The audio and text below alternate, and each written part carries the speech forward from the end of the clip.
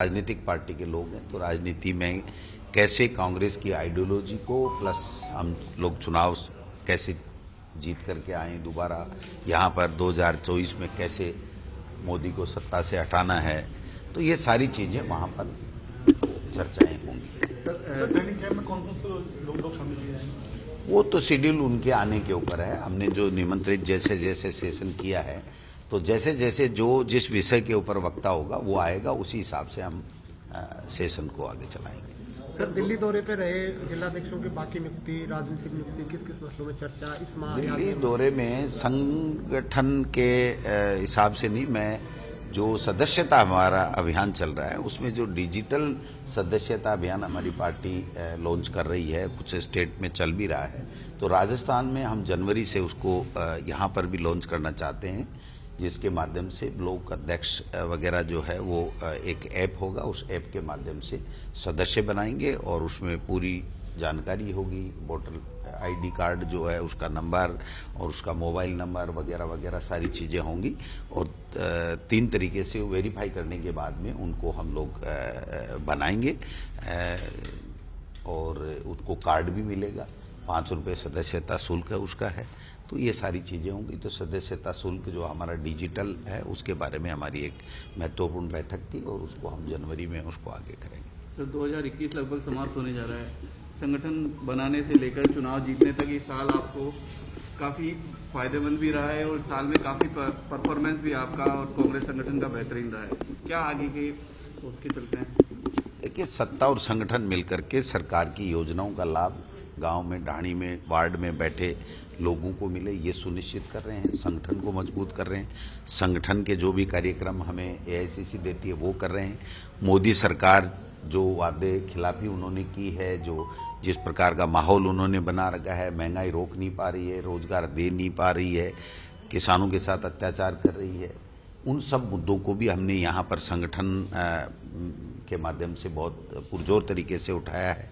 मैं समझता हूं कि जो राजनीति में जो धर्म होता है वो राजधर्म हम लोग निभा रहे हैं। यहाँ पर सत्ता का ज़्यादा से ज़्यादा लोगों को लाभ मिले, सत्ता की योजनाएं जो सरकार की हैं उनका लोगों को लाभ मिले, सत्ता में मान सम्मान कार्यकर्ताओं का हो, और साथ साथ संगठन और बेहतर तरीके से काम करे, नए लोग हम जोड़ने का काम करें जो कांग्रेस आइडियोलॉजी के लोग हैं, और भारतीय जनता पार्टी की जो विफलताएं हैं, चाहे वो यहाँ विपक्ष में रह करके हैं, चाहे केंद्र में जो सत्ता में बैठे लोग हैं, उन्होंने जो वादे किए वो पूरा नहीं कर रहे हैं, वो भी बात भी कर रहे हैं। 25 में से 25 सांसद देने के बाद में एक फूटी कोड़ी वो लोग बाग यहाँ दिला नहीं पाए।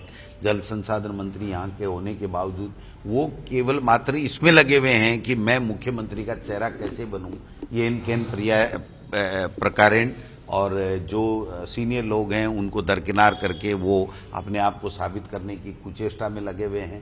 जबकि उनको ये चाहिए कि जब जल जीवन जल मिशन जो हमारा कार्यक्रम है उसमें 50-50% कर दिया, वो 90-10 का रेशो करें, या स्पेशल पैकेज हमारे राजस्थान को दें पानी के अंदर, क्योंकि हमारा जो जिस तरीके का भौगोलिक क्षेत्र है, 15-15, 20-20 किलोमीटर पर पानी नहीं है, वहां पर कैसे पानी पहुंचाए, इस बात की उनको चिंता नहीं है। उनको चिंता केवल ये है कि वसुंधरा जी को कैसे हटाया जाए और मेरे को मुख्यमंत्री का चेहरा कैसे बनाया जाए। मुख्यमंत्री राजस्थान की जनता जिसको चाहती है, जिस पार्टी को चाहेगी वो बनेगा, जिसके 101 एमएलए जीत करके आएंगे वो बनेंगे।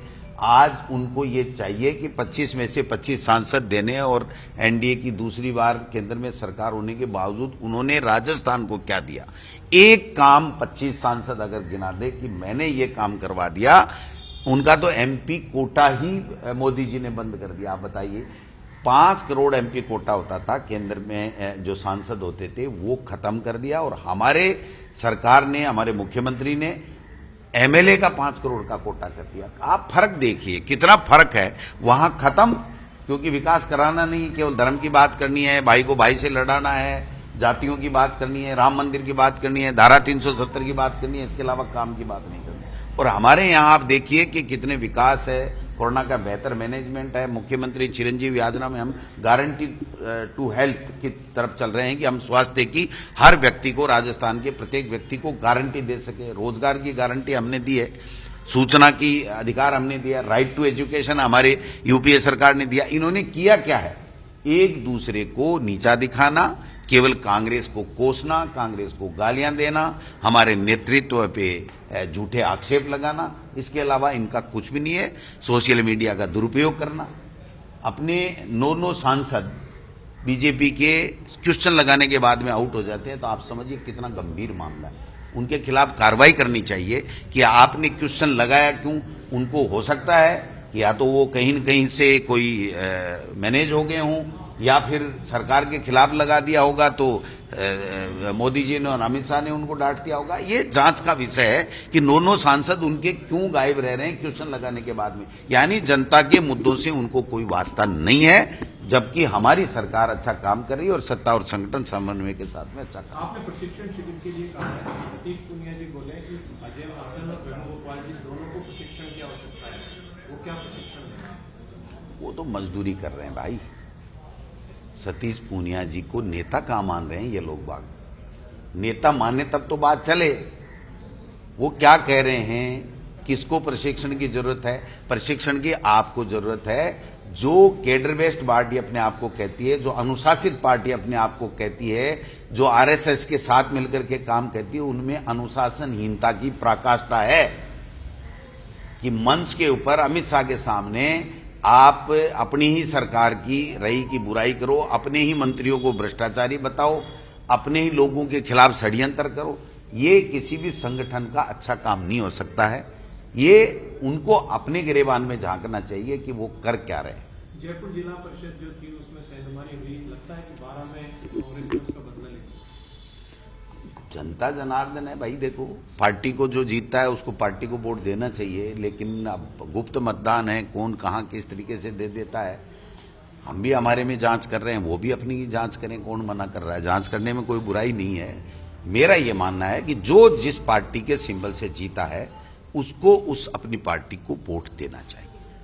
ये प्रदेश भाजपा आर्थिक रूप से मजबूत करने के लिए समर्पण निधि अभियान चला रही है, इसमें कार्यकर्ताओं से, पदाधिकारियों से क्या चला रही है? समर्पण निधि अभियान, उसमें निधि समर्पण अभियान में आजीवन निधि ली जाती है, सहयोग देते हैं वो सहयोग पैसा ले अभियान चला है। कौन देते? बीजेपी कर रही है। बीजेपी का तो काम ही पैसा इकट्ठा करना है। CSR के माध्यम से लोगों से, बड़े बड़े पूंजीपतियों से उन्होंने PM केयर फंड इकट्ठा कर लिया। यहां पता नहीं राम मंदिर के नाम से कितने पैसे इकट्ठे कर लिए, दिए कि नहीं दिए, और वहां ले जाकर के खुद ही जो है जमीनें खरीद ली बीजेपी के लोगों ने राम मंदिर के चारों तरफ की। तो ये तो पैसा इकट्ठा करना, भ्रष्टाचार करना, एक दूसरे को नीचा दिखाना, धर्म के आड़ में राजनीति करना, यही तो बीजेपी का मूल उद्देश्य है। जनता के मुद्दों से, जनता की समस्याओं से, प्रदेश और देश के विकास से भारतीय जनता पार्टी और NDA सरकार को कोई वास्ता नहीं।